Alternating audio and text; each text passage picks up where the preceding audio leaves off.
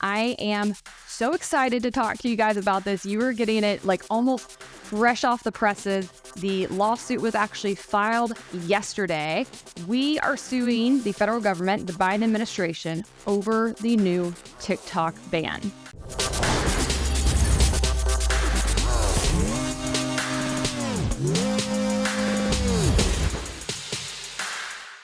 Hey guys, I'm Hannah Cox, and you're watching my show, The BASEDPolitics Podcast, which is now back on my personal YouTube channel. For those of you who know me more from my shows Histrionics or Hannah Explains It All, a quick background. Based was my original show, my original content I started making in 2020. It was here on my YouTube. You can still catch the entire original series if you want to go to that playlist. And it was basically a monthly deep dive into really big political issues that I wanted people to have a better understanding of how they became created, the public policies that got us there, hopefully with the intention of people being able to better come together and solve the big pressing problems we have at hand. That show took off, and then I expanded it after about a year to include Brad Palumbo. We started co-hosting a new weekly show called The Base Brief. That show appeared on audio format and on Brad's channel originally. Both programs kept growing. Eventually, it turned into a whole company, now known as BASEDPolitics, where both Brad and I, and occasionally other contributors, are starting to make content across a plethora of social media channels and in the mainstream media. For the past year or so, we have had the show on its own YouTube channel, the BASEDPolitics channel. But honestly, as we said last week on that platform, it has simply become too much for us to manage 3 different YouTube channels plus a whole company behind the scenes. And we feel like we can make more content solo than we can having to collab every week on one product. So I've taken the show back. It will now be appearing here every Friday night. It's going to have a similar format, but it probably will be expanded to include some other concepts I've been wanting to explore. A lot of you have asked for me to touch on issues that I think are really interesting, but that I don't always have the expertise to speak to, at least in the depth that I like to bring to my subscribers.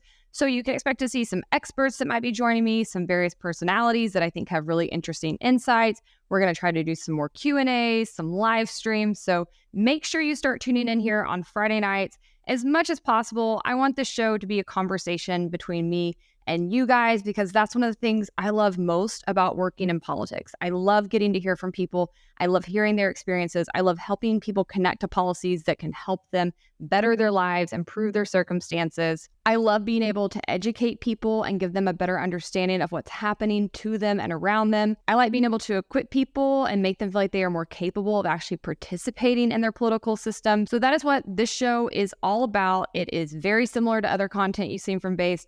In the past, Brad will occasionally still join me from time to time as well. Don't worry. Also, you can head over to his YouTube channel, continue to check out the independent content he's making. We are working around the clock over here. So new place, new time. And I must say, while I'm plugging this, we also have a new website. We hope you check that out. We decided to move our website over to a Substack platform.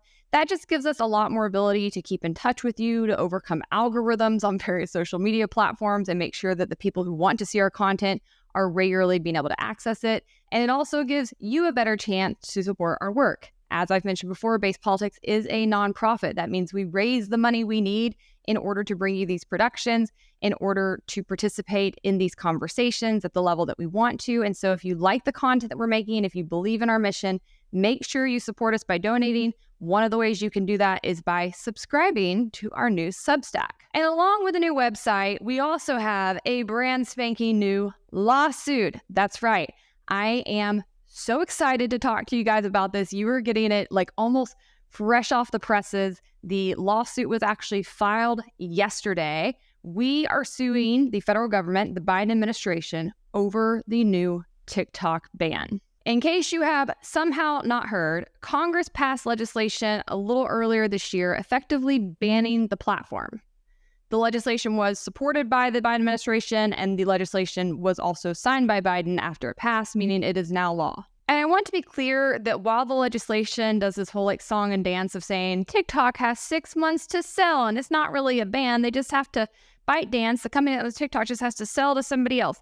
It is a ban. They know that they are most likely unable to sell to somebody else because in doing so, they would have to sell the algorithm that makes TikTok so exceptional, that makes it so special, and there's very little chance that either ByteDance or the other varied interests that are involved with it will allow that.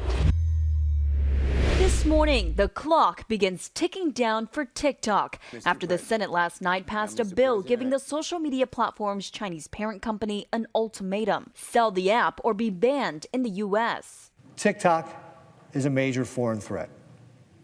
The bill we are passing today puts an end to that.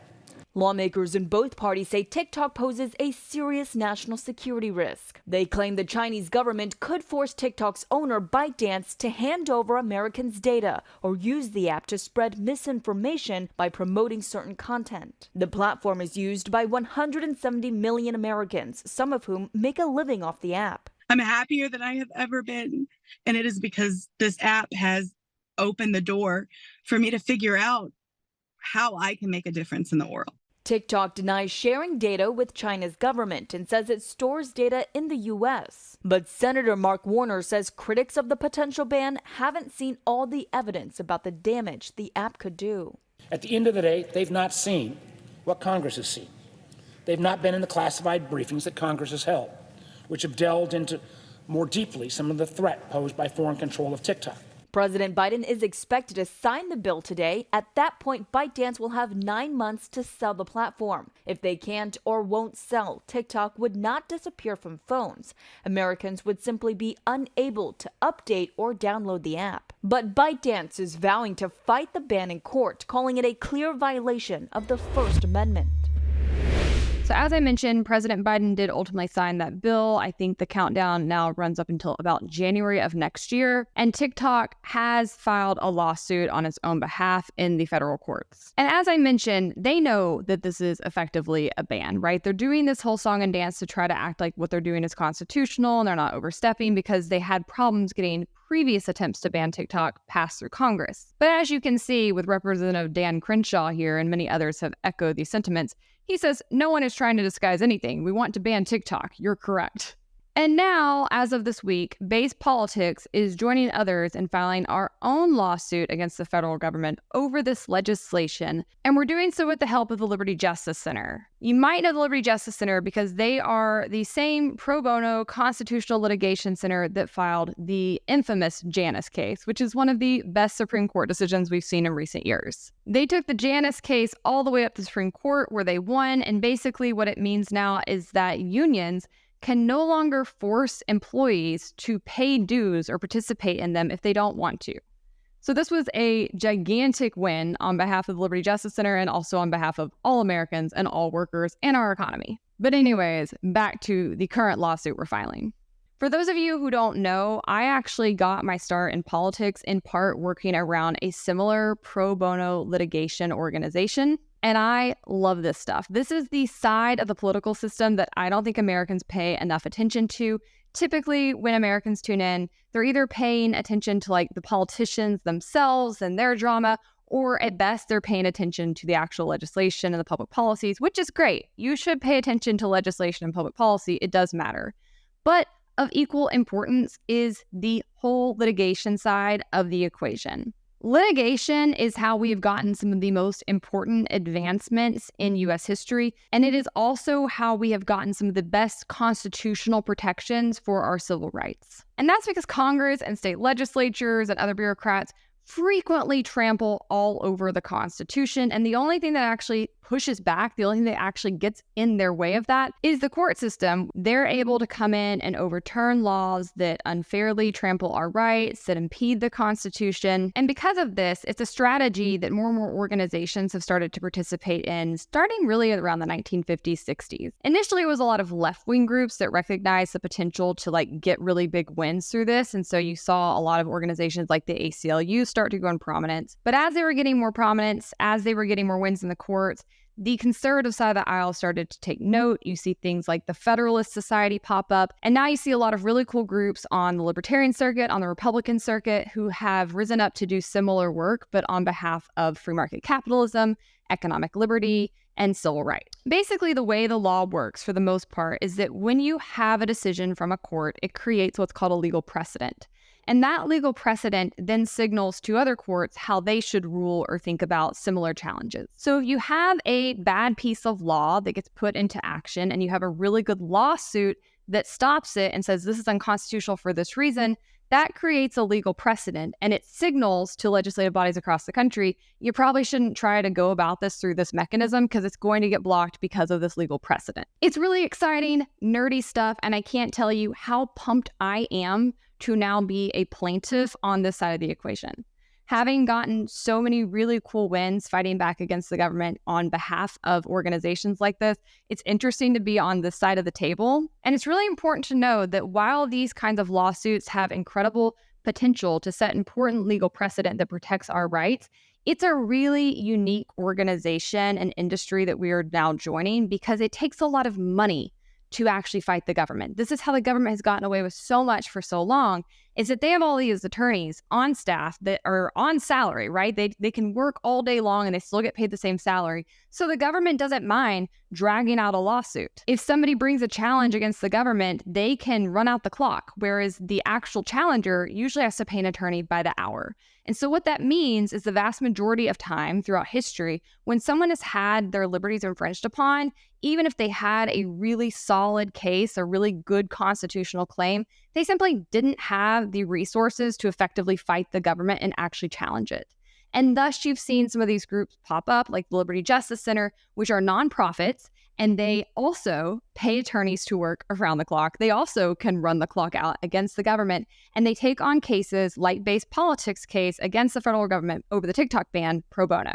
And this is how you see, again, some of the most important Supreme Court decisions in history, from Brown v. Board of Education to the Janus decision. So it is our hope that in participating in this lawsuit, BASEDPolitics can help to achieve a meaningful precedent that will effectively protect free speech for all Americans. So this is why I am so excited for BASEDPolitics to be acting as plaintiff in this really important case and say that for our free speech rights as well as millions of other Americans. And it's my hope that by pursuing this lawsuit, we can set a very important legal precedent that will continue to stand up for free speech for all. For those of you who have not been paying attention, which if you follow me or Brad, you kind of have to have been because we cover these attacks on free speech all the time. But this is a really important moment when it comes to the First Amendment in our country. There has been such an onslaught of legislation attacking free speech from both the left and right over the past couple of years, it's hard to even keep up. I personally have covered two other very important cases that are currently in front of the Supreme Court. One is called Net Choice versus Pacton. One is called Moody versus Net Choice. They're lawsuits out of Texas and Florida, both against Republican legislatures that passed very unconstitutional anti-free speech laws. There have been ongoing Section 230 attacks across multiple bills sponsored by both Republicans and Democrats in Congress, which is a very, very important law that guarantees that free speech pertains to the internet, that we have the same rights on the internet as we would have in the tangible world. And overall, this attack on free speech is being disguised as a war on big tech. We see the same thing happening on the litigation side of the aisle as we see happening in Congress and state legislatures as well. The FTC has been seriously gearing up under the Biden administration. They have begun attacking all kinds of companies merely because they don't like businesses in general. They certainly don't like large businesses. And they're often formulating these attacks around speech as well. We see a lot of antitrust being hurled at companies, and even worse, a lot of the threats around antitrust pertain to how companies are choosing to moderate their content and the speech that they are using on their platforms. And they're having some success with this because unfortunately, there's sort of a populist sentiment against tech right now on both the left and right. Democrats tend to want to see more censorship online. They want to make sure there's not disinformation being spread.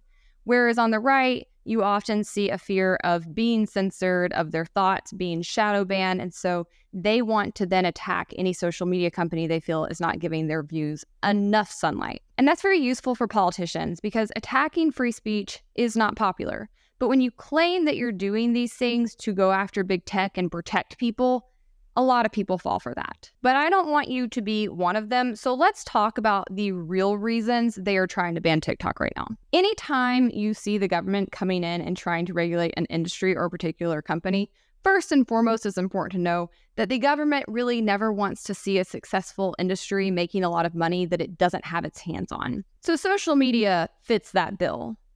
But social media also poses a unique threat to politicians and the government. And that's because for decades leading up to the implementation of these platforms, the government could control the narrative.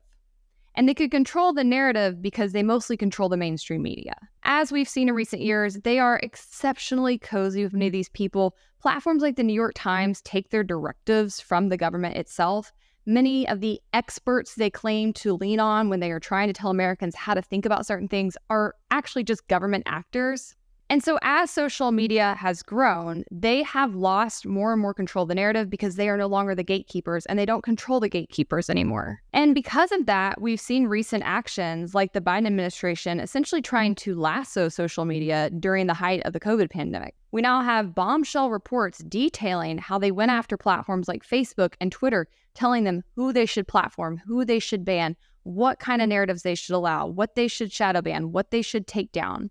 And for the most part, it's worth remembering the majority of these American-owned companies capitulated to those demands. Had these government actors gotten their way during that time, and they very nearly did, by the way, the American people would never have been able to openly discuss how problematic ideas like masking and shutting down schools and social distancing were. We would never have been able to actually spread the very tangible proof that we were funding the Wuhan lab illegally. There would have been pretty much no pushback on things like vaccine mandates. I don't really feel like I should have to explain to the American people why it's so important that they be able to share and obtain information on social media channels and how empowering that actually is, how much better equipped you are to be able to stand up to your government due to that information.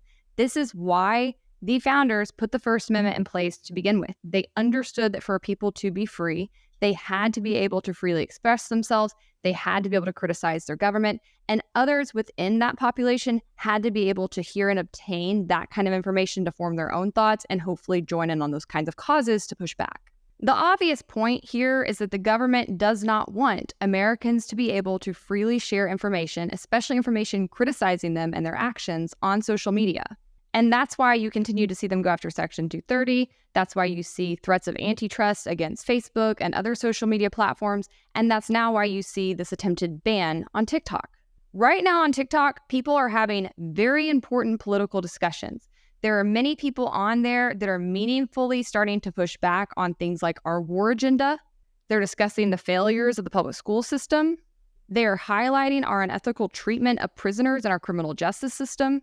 There's even people starting to explore the problems with the Federal Reserve and its role in shaping our economy.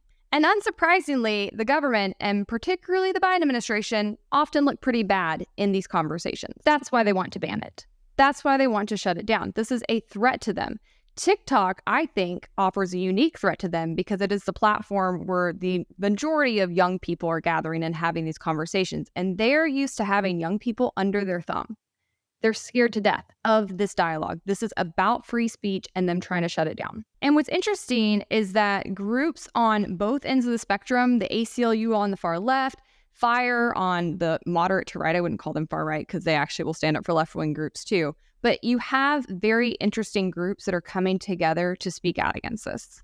The threats that the politicians are claiming TikTok poses are pretty much entirely made up. Like, they are completely hypothetical. Could they happen? Yes. Have they happened? No. It's really interesting to me how they continue to try to act like TikTok is this just complete anomaly in our system, and it's such a sinister thing to have a media company that's owned by a foreign government operating here and that Americans are paying attention to. You have tons of state-owned media that is available in the US.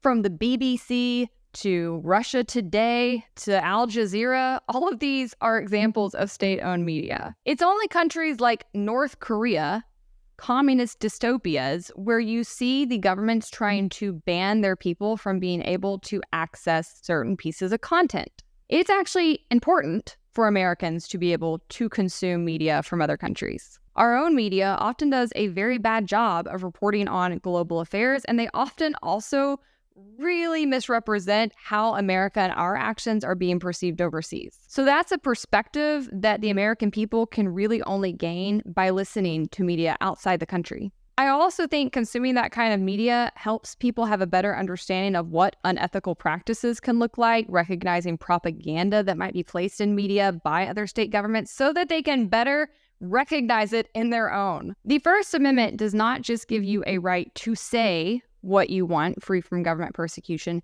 It also gives you a right to hear the speech of others. It's really about the access to consume and spread information. And again, that is essential for free people to be free. It's essential to have any shape or form of a democracy. What we're seeing right now with the TikTok panic reminds me of the Red Scare, when we saw the politicians and the government come together in the 50s over the threat of communism to try to stamp it out, and they were hauling people in and doing all these inquisitions into their views. The TikTok ban is kind of similar. They're like, it's China-owned, which, by the way, is not even true. It's not China-owned. It is a Chinese company called ByteDance that owns it. And the ownership of ByteDance actually consists 60% of global investors, including many Americans, by the way. And they have thousands of American employees. Not to mention, ByteDance's 5-person board even has 3 Americans on it. So this is not a CCP-owned company.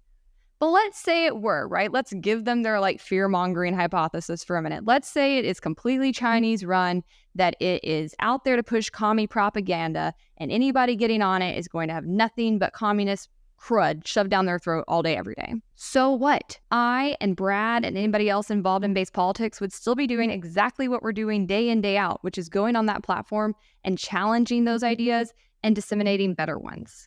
You don't kill bad ideas by censoring them. If anything, that helps them grow. You kill bad ideas by beating them with better arguments, with better ideas. Only weak people who don't know how to debate, who don't know how to actually argue their point, need censorship. And if you want an example of this, you should go check out my recent debate I did on the Jubilee Network, where I actually went and debated some communists. It went really well. You can peruse the comments, and I think you'll quickly see who won that debate. And it wasn't even particularly a hard one. It's not hard to debate communists. Every bit of data, every bit of history is on our side against them. I don't need to censor them. I want to debate them. I want to pull their ideas out into the sunlight and expose them for the garbage that they are. TikTok, I say, is an excellent place to do that. And while politicians who support this TikTok ban continue to try to lead the American people to think that they're just standing up for them, they're just trying to keep them safe, that this is some covert national security threat, they can't point to a single actual incident of any of the hypotheses they claim are such threats ever happening. Contrary to the very real threats around data privacy and security we have from our own government. Additionally, and actually just quite annoyingly, TikTok already took steps to try to address these concerns well over a year ago. They launched something called Project Texas. According to the Daily Texan, Project Texas is a $1.5 billion partnership between Austin-based database software company Oracle and TikTok, and they plan to reroute all American data from TikTok back to Oracle's secure cloud technology system to store and protect the data domestically. Chu, who is the CEO of TikTok, told Congress that TikTok does not pose a data security issue, stating that the app is American data stored on American soil by an American company overseen by American personnel. Good Lord, what else do you need? According to Chu's testimony, TikTok began to store U.S. user data in the country last year and deleted all U.S. user data from non-Oracle servers in March. The data is expected to be completely removed by the end of the year. Despite being owned by Chinese technology company ByteDance, TikTok has never been asked to turn data over to the Chinese government and is not privy to Americans' information, according to Chu's testimony. In order to constitutionally have a tiny little nail to hang their hat on, the Biden administration would have to prove that there is an actual national security threat for this legislation. And then on top of that, they would have to prove that their action in order to address that security threat is tailored. In fact, the law says it must be narrowly tailored. This law does nothing of the sort. They could have taken a multitude of other steps before going to this drastic one that violates the rights of all Americans. They could have done things like ban it from all government apps. They could have created different standards around the data security.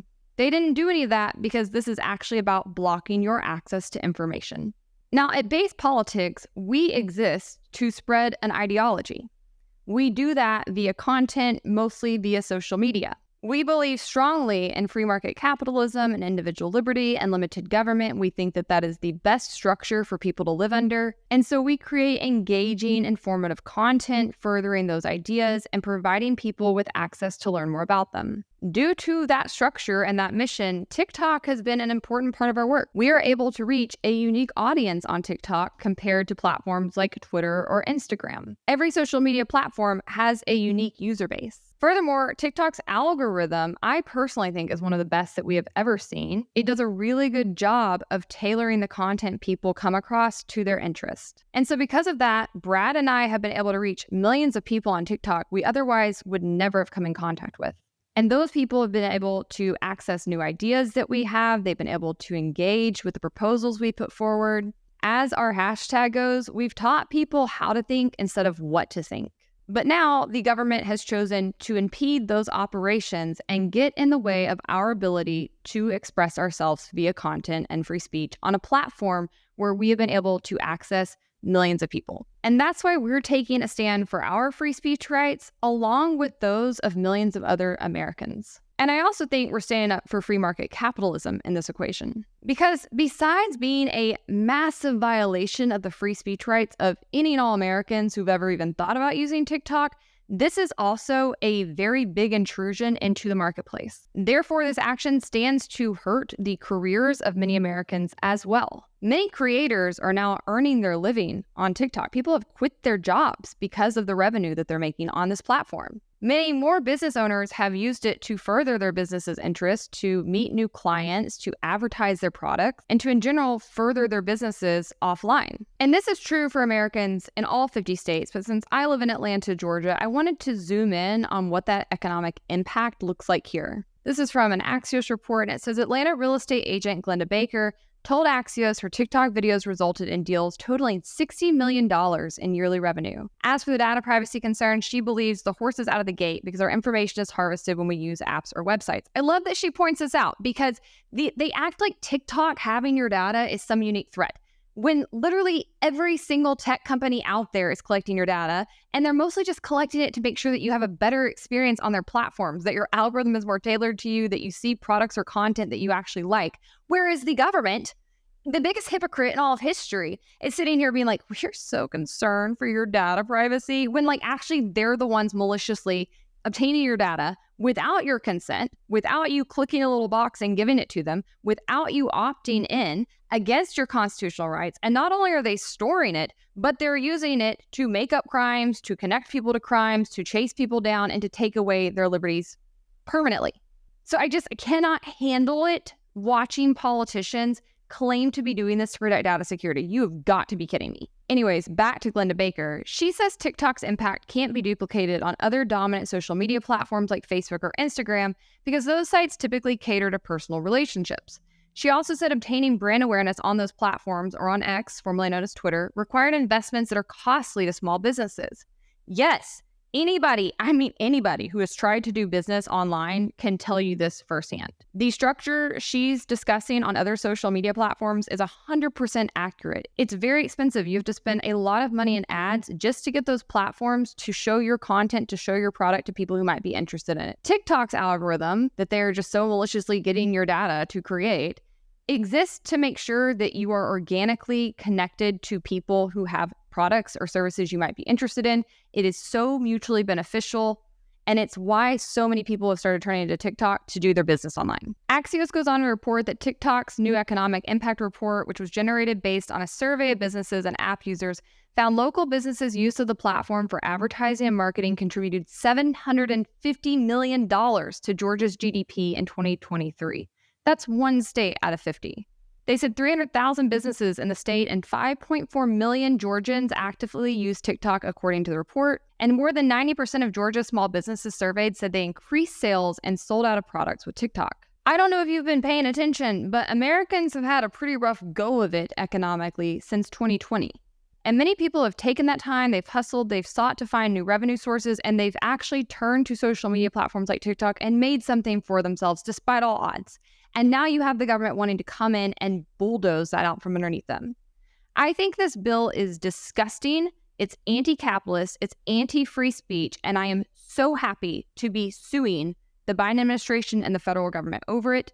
If you support this work, continue to tune into Base Politics. We'll keep you updated along the way. Now let's turn to our second segment. Speaking of the last few years and Americans having a rough go of it, we all know inflation has been very high. The prices of goods have skyrocketed. The cost of living has become very unobtainable for many people. And that has been really unfortunate to watch because all of it could have been prevented. But probably what's more annoying than anything is not only could it have been prevented, the fact is that the American people who are suffering the consequences of the political decisions that created this landscape, they're being gaslit by their politicians and taught to basically look in the complete other direction. You often hear politicians on the left blaming corporate greed for the economic landscape we have been living in. And if you turn on social media platforms, you can tell that so many Americans have bought this hook, line, and sinker. I want to roll you this video I came across last week. Target, Walmart, and Amazon have all announced major price cuts moving forward, especially in the grocery sectors. And you all know exactly why that's happening. It's because we're not spending any money. But guess what? We don't have any money to spend. And they caused this situation, and now they're facing the consequences of the situation. And they fully expect that we're going to start spending money on bullshit again. And I don't think they understand that they literally trained us out of that behavior by raising prices so high that people found ways around shopping. They found ways around it. They're all hoping that by lowering costs on all these main items like bread, milk, diapers, that they're going to bring their profit margins back up to what they were before. And again, the fact that all of these places, Amazon, Target, Aldi, Walmart, they all have the ability to lower the cost because it never had anything to do with inflation or production costs. It was greed. End of story. So I hope that everyone really digests that and understands that we have always just been drained of our life force. They've always, all of these companies, all of corporate America, all of capitalism, the point is to drain you of your resources, not just your money, but also your life force, and then leave you with nothing in the end. Make sure that your kids have nothing in the end. So many people are not even able to own homes, and none of these businesses would have had any mercy on us unless we had gotten to this precipice where people are completely out of money. And still, they think that they're going to be okay. They think that they're not going to have to lower their prices back down to what they were before. But again, here's the thing. We have gone past the point of no return. The amount of debt in this country now is up into the trillions. People have their credit cards completely maxed out. So it's not like people are making a decision not to buy more groceries and not to buy more bull. They simply cannot. And so the major upside of this is we will get to watch a lot of these companies pay huge consequences for their greed. When I see videos like this, my first reaction is just to feel sorry for these people because I can't imagine going through life like this, being this economically illiterate. The only thing I can think of to compare it to is I often think about if I had lived 100 years ago, what would that have been like? You know, you walk outside, you see the moon up there, but sometimes it's a half moon, sometimes it's a full moon, and you don't really know why that's happening. It kind of freaks you out. You're like, whoa, why is the moon full today? Like, why is it so big tonight? And now we know all of these answers. It's very easy to look this up and understand like why the sky is doing what it's doing for the most part. But I feel like people like her, when they're walking around the world, like that's how they are in response to the economic system they're living in. They are so uneducated. They are 100 years back in their understanding of how an economy functions. And so when things happen around them, they're like, whoa, what was that? Whoa, what was that? And unfortunately, the information is out there. You could just look it up, but they don't. Instead, they buy the lines they're being fed from their politicians, hook, line, and sinker. Like she has genuinely been led by politicians to believe that the reason prices escalated over the past couple of years are because businesses all of a sudden, out of the blue, after being in existence for decades and decades and decades, decided to become greedy, and that they have like this conspiracy against her and her family that they just like don't want you to be happy. They want you to be miserable. Like, she thinks that the corporate greed just comes and goes with the tide. Like, when is the greed in the room with us? I can't tell. Like, is it here? Is it leaving? It's ridiculous. What's actually happening is that inflation is stabilizing. That's why prices are starting to come down. An ARF financial piece came out recently trying to help their followers understand exactly what's happening. And they wrote, in a move that has significant implications for small business owners and entrepreneurs, major corporations recently announced their decision to lower prices as inflation has finally eased. This move, in addition to the Biden administration releasing 1 million barrels of gas reserves, will be instrumental in driving down pricing for the rest of the year. These changes come as a welcome relief to many small business owners and consumers who have been grappling with the economic pressures brought about by rising costs. The past few years have been marked by persistent inflation, which has driven up costs across various sectors. Factors such as supply chain disruptions, increased demand, and geopolitical tensions have all played a role in keeping inflation rates high. To give perspective, the inflation rate surged to 8% in 2022. Gas prices also surged to a whopping $6 per gallon that same year, resulting in a massive price increase in almost all goods and services. I guess I have to explain this. It's crazy to me that I have to explain this, but when gas prices go up, the price of all other goods go up. You get that, right? Like, it's not just... It drives me nuts when we talk about gas prices because the government has so much control over them, and the gas prices are intrinsically attached to Joe Biden's ridiculous green energy climate agenda. They don't have to be these prices. They have created these prices with really, really stupid policies. And when they create those prices, that trickles all over the economy because in order to move goods and services around, you need gasoline. Instead, all these people are like, oh, people just got really greedy all of a sudden. No, the gas prices went up and inflation went up because of other political decisions. Now, prices are starting to come back down because better political decisions are being made as a consequence. Today, inflation has decreased to 3.6% and gas prices have also dropped to $3.50.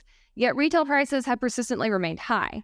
However, recent calls from the Biden administration to decrease prices amid the strength of recent economic data suggests that these pressures are beginning to ease, allowing for a more stable financial environment. In an effort to further reduce retail prices, the Biden administration is releasing approximately 1 million barrels of reserve gasoline supplies. This move is aimed at increasing the availability of fuel and easing the cost of shipping for business owners. These efforts have contributed to a more optimistic outlook for the economy. So as you can see, when the Biden administration fell low enough in the polls, when people got mad enough, they finally did the obvious political thing they needed to do to bring down gas prices. It's not like they didn't know and they just cracked the code. They knew all along. They were letting you suffer because they valued things like being able to claim they were fighting climate change more. Corporations aren't running your life. And since we are truly in a free market capitalist system and haven't been in decades and decades, the corporations aren't responsible for the prices that you're living with either. They are existing in the same economic landscape as you. They're just along for the ride. It was the political decision during COVID to spend billions of dollars we did not have. We were already significantly in debt, while simultaneously shutting down the economy that then motivated the Federal Reserve to print a stunning amount of new dollars that created the inflation you have been living with. And we told you so. We told you so all along. Thomas Massie famously voted against some of this and tried to raise the alarm. He's a Republican, by the way. He was the only Republican to actually stand up against this. Trump then attacked him and tried to go after him for weeks and weeks after that decision. There were canaries in the coal mine. You persecuted them. You didn't listen to them. You said they just hated people and they were grandma killers and they just didn't want to help people. No, we told you that the consequences could be worse than the disease. And that's what you've been living with because you didn't listen. You wanted your $600 stimulus checks. You got it. And you paid probably triple, quadruple in return. Those atrocious public policy economic decisions are what created inflation. But those bad decisions were then compounded by Joe Biden, who immediately came into office and did things like the American Rescue Plan and the Inflation Reduction Act. I don't know how anybody ever fell for that. Those pieces of legislation really pushed inflation into overdrive. And then everything got all the worse because, again, he's had a atrocious set of energy policies. He's also had very bad trade policies, as do many Republicans these days. And he's had awful labor practice policies. He has made it more expensive to employ people. He has tried to push people out of entrepreneurship. They have increased regulations that are costly for businesses. All of those costs are what go into creating a price. This isn't hard. This is literally the 1 + 1 = 2 of economics. And instead of looking at this body of evidence, you'll see people say, well, companies had record profits over the past couple of years, so they're just being greedy. Until you know what basic terminology means, you shouldn't participate in these discussions. You really should stay home. Having record profits means that the bottom line, the number there, is more than it was in the years past. But when inflation is occurring, the dollar is worth less. So this is like me saying to you, well, you made $70,000 over the past couple of years, and that's far more than you made in any other year before. You had a record number of profits. And you're like, yeah, but I can buy fewer things with that $70,000. It goes, like, it doesn't go as far now, and everything's more expensive. So actually, like, I was doing better when I made $60,000 in profits the past couple of years. That's the same situation with corporations. Like, yes, the dollar amount's higher, but so is the dollar amount they're having to pay to employ people, to pay for gas, to buy their products, to market things. That's not a gotcha. That doesn't mean that they're like taking you for a ride. They are also being taken for a ride. So no, companies beginning to bring their prices down is not evidence that corporate greed is just like slowly slinking out of the room. What it is a sign that the socialists are having to back off their agenda politically right now because the people are suffering and they recognize that they're not going to keep getting away with it and they have to give people some economic relief. So businesses are finally getting a little breathing room, and therefore so are you. Which honestly is depressing, but I guess the one silver lining is it's proof that capitalism and democracy can still kind of work in the environment we're in eventually. They just don't work as fast as they would if we were truly in a capitalist system. And I want you to look at Chipotle as one example. Now, first, I want to roll you this very bad explanation of what's happening with Chipotle. Chipotle just wrote the book on how to ruin a brand, and their problems began long before Keith Lee rated them 2 out of 10. In my opinion, this is a 2 out of 10. Their problems began way before people started recording what their portion sizes were relative to how expensive their bill was. And believe it or not, this is not just a Chipotle problem. This is a publicly traded company problem. Chipotle is just doing what every single publicly traded company does after they IPO, which is to raise prices, reduce quality, and take advantage of their customers. A great example of what this looks like over time is actually McDonald's. Now, McDonald's is interesting because they do not make good burgers. But McDonald's historically has been really popular because their burgers are good enough for the price. Back in the day when you could get a burrito or a cheeseburger off of the dollar menu or a Big Mac meal for like $5, the quality of the food didn't really matter that much. Like, you could put up with it. But now a Big Mac meal costs as much as a burger and fries and drink at a sit-down restaurant like Applebee's or Red Robin, and the quality at McDonald's has not gotten any better. It's a lot more expensive. Virtually every publicly traded company is doing this, and consumers have hit their limit and they are fighting back with their wallets. But here's what's interesting about this whole story. When it comes to problems that chains like Chipotle and McDonald's have with high prices and really low quality of ingredients, when you look at family-owned chains, those problems don't really exist in the same way. In-N-Out and Chick-fil-A are great examples. Their employees are really well paid relative to the rest of the industry. The food is still really, really good, and it's relatively affordable given what you're actually taking home. What we're witnessing at Chipotle is a symptom of late-stage capitalism. It's the pursuit of infinite growth in a finite system, and that just doesn't work. I mean, just think how ridiculous it is to expect a company to beat last quarter's earnings every single quarter forever. But they're always playing this game to try to keep their stock price up. And this is an issue that privately owned consumer-facing businesses just don't face. And the list of publicly traded companies that have been on the decline for a very long time because of this very thing, the list is huge. Just to name a few, you've got Boeing, Chipotle, McDonald's, D.R. Horton Home Builders, Starbucks, the list goes on. And these companies are all simultaneously on the decline because consumers have figured out that they can voice their disdain for all of this that's going on with their wallets. So here's the question. At what point are you willing to call it quits at McDonald's or Chipotle or Starbucks, or have you already decided to stop spending your money there, and why? So For the record, I am still out on what I think about the stock market. I actually go back and forth on this. I've talked to many people around me about it. I'm not sure I'm convinced that the stock market is an actual component of real capitalism. I think probably I'm going to look for an expert I can bring on to have this conversation more in depth, because I really am genuinely curious in that debate and haven't actually made up my mind. I could go either way on it right now. But regardless, what he's talking about is proof of capitalism actually still working, whether or not the stock market and having publicly traded companies is an actual valid component of capitalism. Because what he's saying is what should happen in a capitalist system. It's actually the ideal capitalist model. Companies fade. They don't stay around forever. You don't see monopolies. What you see is competition. What you see is businesses who have bad practices going downhill and eventually going away.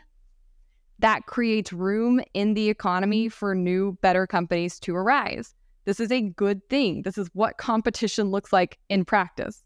None of this is like late stage capitalism, which is, I hate that term. It's not, it's one of the dumbest terms. It doesn't actually mean anything. This is actually just plain old vanilla capitalism. It's a good thing you can vote with your dollar. It's a good thing that when companies aren't providing you a good quality good or service, that they start to do worse and worse and worse. I like how he's like, consumers have finally figured it out. We can vote with our wallets. And it's like, sir, that was an option all along. That's the point of capitalism. It's literally just capitalism. Anyways, all of this pressure on Chipotle, though, is working. It's been really interesting to watch because Chipotle was like the it girl of the moment, between like 2010, 2016. Everybody loved Chipotle, me included. It was wonderful. And he's right. It did start going downhill. The quality of the food has gotten worse. The portion sizes have gotten smaller. The service is in the garbage can. Like, I don't know what takes you 15 minutes to just dump some things on a plate, but it's awful. I hate going in there now. And a lot of other Americans are having this experience, and they've gone to, you guessed it, TikTok to discuss that and push back. They've been making all of these hilarious videos about how hard it is to get just a normal portion serving when you go in there. And it turns out that dialogue, that free speech on TikTok got the attention of Chipotle's CEO. First, I can tell you the portions have not gotten smaller. One of the things I think it's great about Chipotle is if you come into the restaurant and you want a little more rice or you want a little more pico, all you got to do is kind of like, and usually our guys and women give them a little more scoop. We always want to give people big portions that get them excited about the food. It's kind of who we are. I mean, these are big burritos, these are big bowls. Our goal is to give people great experiences. Now, if you want double the amount of meat, you got to pay for it. But yeah, our goal is to get people really excited about what I believe is really delicious. You guys, TikTok is dragging this man for this interview. I have to play you a few of the clips mocking him before I actually get into my commentary because it is so funny. Hey, you little stupid little it's me, the CEO of Chipotle. Will you shut up? We do big portions here. So if you if you want a little more pico in your burrito, first of all, just give a little to the worker. And if they're still not picking up on it, then you just one of those. It's just shut up. You guys keep complaining and we're just trying to have fun here. We're trying to get people excited, and our guys and our women, they're going to load up your burritos. Not just our guys, but our women too, because we hire women. So stop with that seriously. Just shut up. If you guys keep doing this, I might MP is rich, and that's really going to piss me off. So come on into Chipotle. We're a fun family here. We're family and we're having fun, and we're going to load up your the portions sound out smaller, guys. So stop. Seriously. And if you don't get enough, remember, just give them a little, and our guys will put more in there, and our girls, our women. But seriously, stop. Welcome to Chipotle. How can I help you? Hey, thanks. Can I do a chicken bowl? Yeah, sure. Yeah,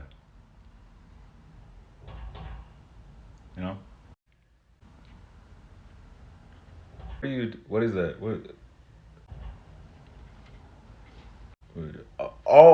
You're doing the only if you with it, it's you, man. Cause that's on the dot. You know what it is, man. Who told you about? I got my sources.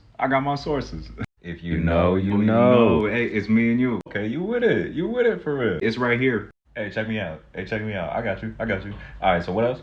Yeah, so pinto beans, corn, pico, and some cheese on that. And hey, with the pico. Yeah, you a madman. You feel me? Done did it again. You guys, I watched those videos like 3 times now, and I'm still cracking up behind the scenes. They are hilarious. But look, all of this is proof that capitalism is working. Okay, this isn't like a late stage capitalist dystopia. It's actually capitalism working. They're listening to you. They're responding to you. They're having to meet the consumer's demands if they want to stay popular. And if they don't, and they go out of business, good. There's no bailouts in capitalism. That's what happens when you start sucking, and then somebody better will come along and make a better burrito than you. I just don't understand how so many people look at situations like this and see it as like a bad thing or an oppressive system. Yeah, you can vote with your dollar, and you should. Okay, on to our last subject of the day. Guys, I grew up Southern Baptist, and I have lots of smoke. Honestly, I have lots of critiques. But today we have to talk about the Methodists, particularly the United Methodists, because they just had a church clergy conference in North Carolina, and some of it has leaked to the internet, and I don't think they're okay. Becca Gorell, Clergy, New England Annual Conference, She, Her, Hers, Queer White Adult. I'm very sorry to do this. Deacon, Greater New Jersey, adult white male. Thank you, Bishop. Good morning, friends. Cisgendered white lay male delegate from the Great Plains Conference. Go ahead. Clergy delegate from Minnesota, white, female, gay, adult, with pronouns she and her. White, male, straight, adult. Clergy, black woman. White, adult, female. African American, clergy woman, pronouns she, her. White, non-binary person, and my pronouns are they, them. She, her. I am a Latinx, lay, young adult. Cisgender male. Non-binary, white. I'm 34. I'm very confused on if I'm an adult or young adult. And a person living with disability. I think I agree with her. So if you will pull out. My pronouns are they, them. I think I forgot to state that when I introduced myself. I apologize. Okay. I'm Hannah. I'm a white 36-year-old woman. I wear a size 6. My pronouns are she, her. I'm allergic to macaroni. Like, how did they get any business done? What in the world? I knew this is where this would end up. I had a feeling. I remember a few years ago when all of this started, I was working for a left-wing company, and they started this. They wanted us to come into every single meeting and say our pronouns, and we would literally take like 10 minutes before we could even start the meeting just to get through people's identity check. It was so annoying, so infuriating, and I refused. Every time I was just like, I'm Hannah. I think you can look at me and tell who I am. Yeah, really glad I refused to bend the knee. Listen, I, for the record, love trans people. If somebody asked me to use certain pronouns for them in a one-on-one capacity, like, absolutely happy to do that. Takes nothing from me. But this whole virtue signaling charade is just absolutely ridiculous. Who is this for? Who actually needs this? This is just for people who have not actually come up with a personality to try to feel like they have an identity. This is like the people who go into Starbucks and they have a like really lengthy long order, and that makes them feel like they have some kind of identity they've come up with. Like they'll go in and be like, can I have a venti caramel macchiato, 2 shots? I don't even know my Starbucks drinks, obviously. I just drink black coffee. But that's what this reminds me of. Like, I really do want to know, did they ever actually get business done? Because the amount of time this takes is utterly ridiculous. And I guess because I am a capitalist, I like to be effective. I like to get stuff done. I can't stand meetings in general, but especially meetings that waste my time. I would have pulled my hair out if I was in this meeting. All right, guys, I'll wrap that up for here. A little bit of housekeeping for next week. I will still be back with the Base Politics show on Friday night. There will not be a histrionics episode the Sunday after this one because I have a very busy week.